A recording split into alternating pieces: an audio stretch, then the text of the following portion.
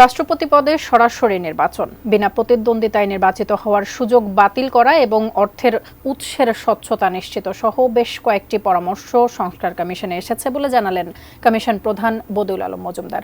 এছাড়াও জাতীয় সংসদ নির্বাচনের আগে স্থানীয় সরকার নির্বাচন আয়োজনের পরামর্শ দিয়েছেন সুধীজনেরা।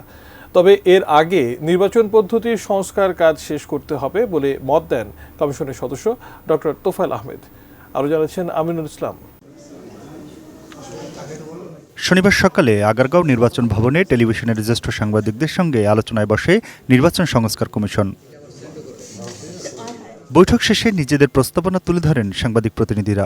বাংলাদেশে আর কখনোই যেন বিনা প্রতিদ্বন্দ্বিতায় কোনো মানুষ কোনো পর্যায়ে, সেটা এমপি ইলেকশন হোক অথবা স্থানীয় নির্বাচন হোক, কোথাও যেন নির্বাচিত হতে না পারে। একটা নির্বাচন ব্যবস্থা সংস্কার কমিশন কাজ করছে যখন, ওনাদের প্রতিবেদনটা হওয়ার পরে এই কমিশনটা যদি গঠন হতো ভালো হতো। রাষ্ট্রপতি তার বিবেচনায় যে 5 জনকে যোগ্য মনে করেছেন তাদেরকে নিয়োগ দিয়েছেন। এখানে একটা সিস্টেম করা উচিত যে ইন্টারভিউ কেন হলো না। যে সংস্কার কমিশনগুলো গঠন করা হয়েছে অন্তর্বর্তী সরকারের অধীনে, ভবিষ্যতে এই সংস্কার প্রস্তাবগুলো যাতে পরবর্তী সরকার যে নির্বাচনের মাধ্যমে ক্ষমতা আসে তারা যাতে বাস্তবায়ন করে।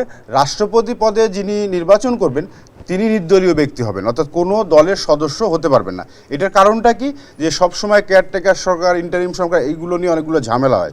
আমরা স্থায়ী সমাধান করতে পারি। Walton switch, stylish and elegant. Commission প্রধান বদিউল আলম মজুমদার বলেন, স্থানীয় সরকার নির্বাচন নির্দলীয় হওয়ার কথা হয়েছে। এছাড়া জাতীয় সংসদ নির্বাচনের আগে স্থানীয় সরকার নির্বাচন আয়োজনের পরামর্শ দিয়েছেন সুধীজনরা। ওনাদের কেউ কেউ বলছেন কোনো নির্বাচনেই যেন পরোক্ষ না হয়, প্রত্যক্ষ হয়, প্রত্যেকের কনস্টিটিউয়েন্সি থাকে। এবং রাষ্ট্রপতি নির্বাচন সরাসরি হওয়ার কথা বলেছেন। তারপরে স্থানীয় সরকার নির্বাচন নির্দলীয় হওয়ার এবং সংসদীয় পদ্ধতিতে নয় ওনারা বলছেন, কারণ ওখানে দলীয়করণ হতে পারে। তারপরে অর্থের উৎসের স্বচ্ছতা যেন নিশ্চিত হয়।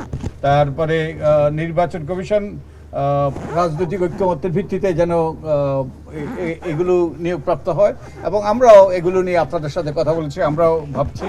তবে সবার আগে নির্বাচন পদ্ধতির সংস্কার কাজ শেষ করতে হবে জানিয়ে কমিশনের সদস্য ডক্টর তোফায়েল আহমেদ বলেন, কমিশন যে সংস্কার করতে চাচ্ছে তাতে স্থানীয় সরকারের 5 স্তরের নির্বাচন ব্যয় কমে আসবে, বাঁচবে সময়, লাগবে কম জনবল।